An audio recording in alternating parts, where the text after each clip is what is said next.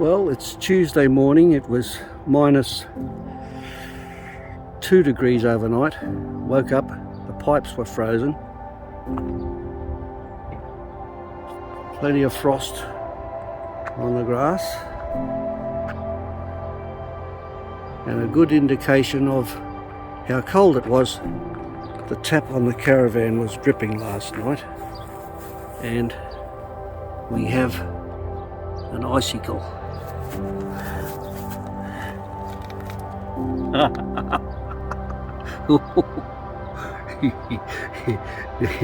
Yeah, let's just see if the tap's working. Oh no, no, she's frozen. I'm supposed to pack up to move on today. This is the only job I've got left to do. I don't know how I'm going to get this cleaned up.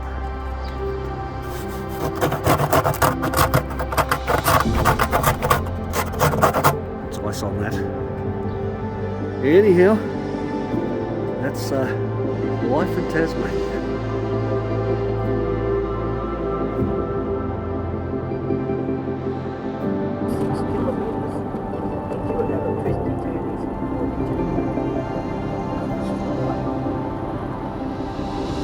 That's showing 2 roads. East on Tasman Highway A3 towards Paradise Court. Continue on A3 for 9 kilometres. After spending the best part of winter in New Norfolk, we're on our way now to Triabunna, our first stop on the way up the east coast.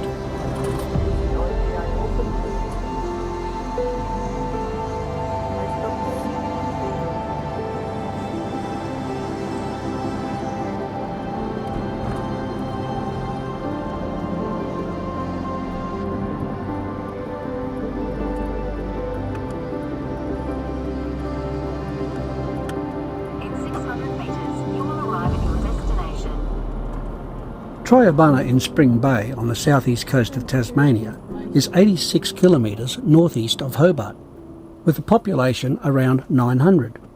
It is the second largest township on the east coast after St Helens.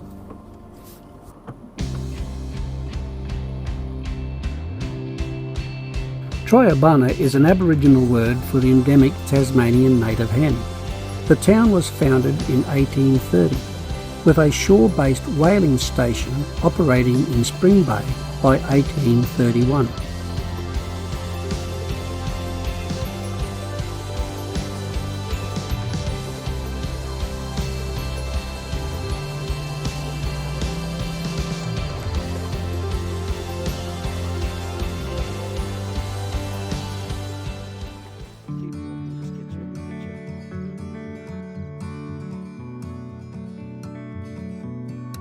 After settling into the caravan park, we head off to explore the town, and it's not long before Vicky finds the one and only op shop.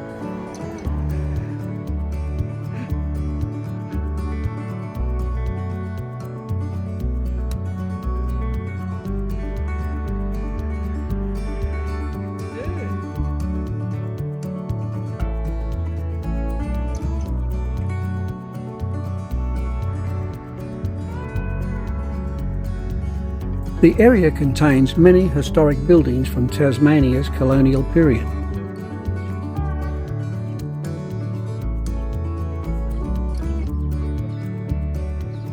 Triabunna House was built as an inn to provide temporary accommodation for the military from Maria Island.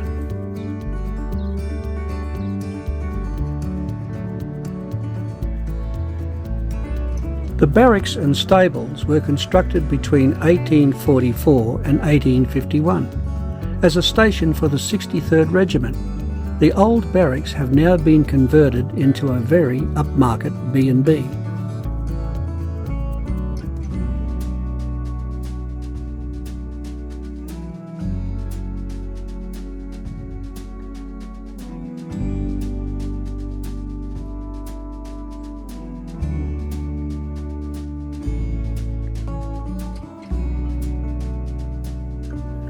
Triabunna also commands excellent views of Maria Island, which can be reached by a short ferry ride from the town.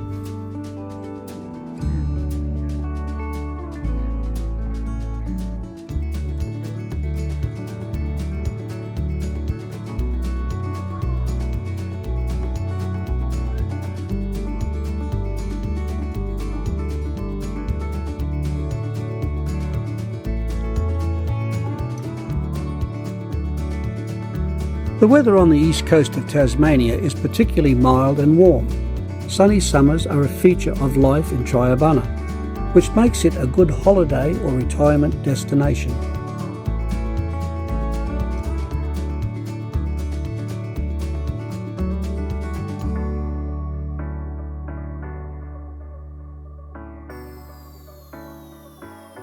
Dead Island in the Spring Bay estuary was the cemetery for the settlement in the 19th century.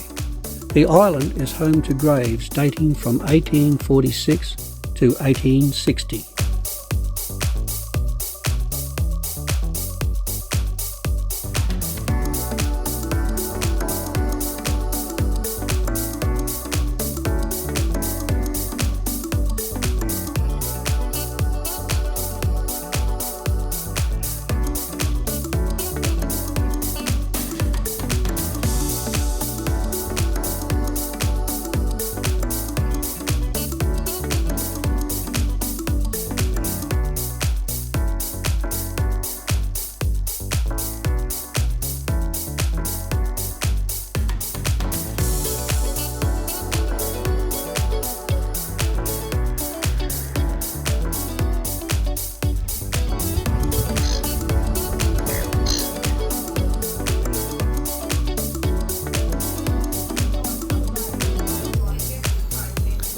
The fish van has the reputation for the best fish and chips in town.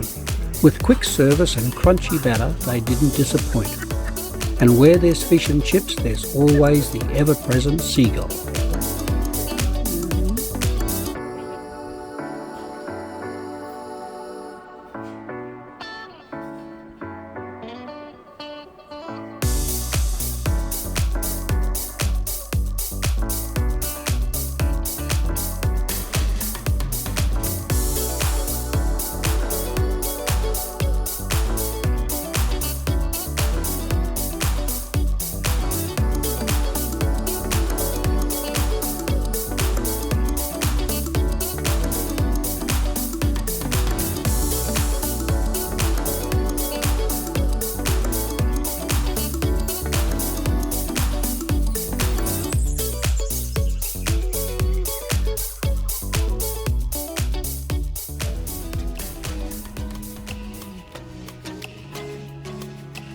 We've been waiting for some good weather for our trip to Maria Island, and today is the day.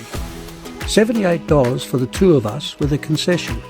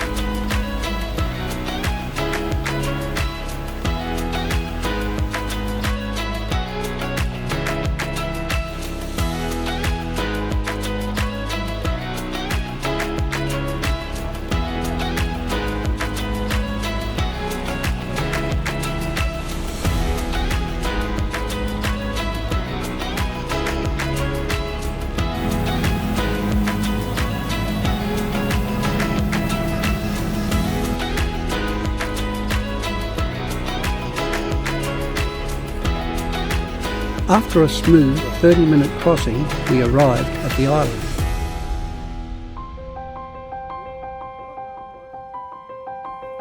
Sealing and whaling was conducted on the island from 1805 to 1840. From the 1880s, various enterprises were trialled, including silk and wine production, and a cement factory quarrying limestone deposits at Fossil Cliffs. A substantial cement works was built at Darlington in the early 1920s, with a 2-foot gauge tramway linking the quarries to the cement works and jetty.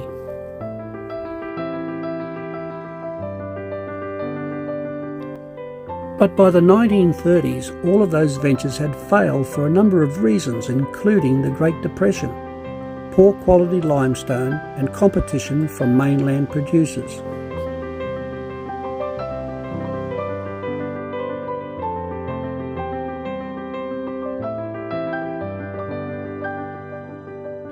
The island's sole settlement is Darlington, near the northern tip of the island. Darlington has many old buildings and has no permanent inhabitants, other than a few park rangers. During the summer holiday period, up to several hundred tourists visit the island.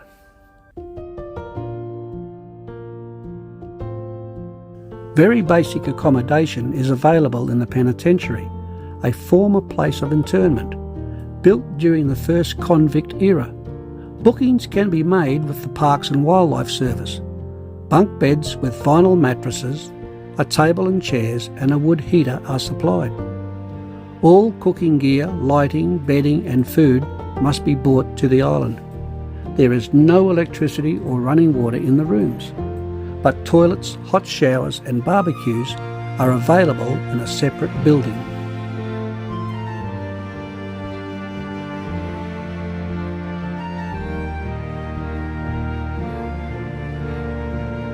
At the height of its fortunes in the early 20th century, Darlington had hundreds of residents and several hotels, and for a period of 40 years until the late 1960s, the island was dominated by farming.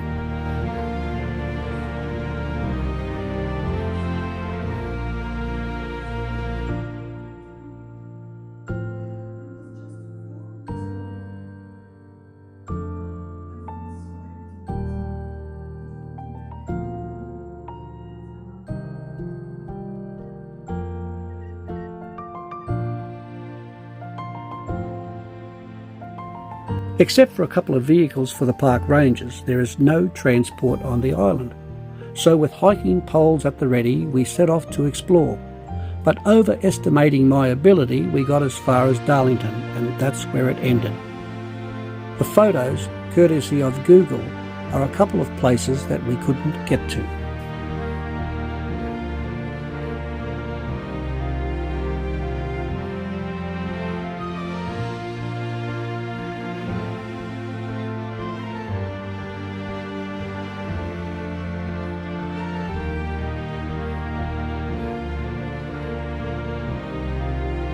Tourism is important to the local economy in Triabunna. Other major industries are fishing, forestry and agriculture. Rock lobster, scallops and abalone are taken by both commercial and recreational fishermen.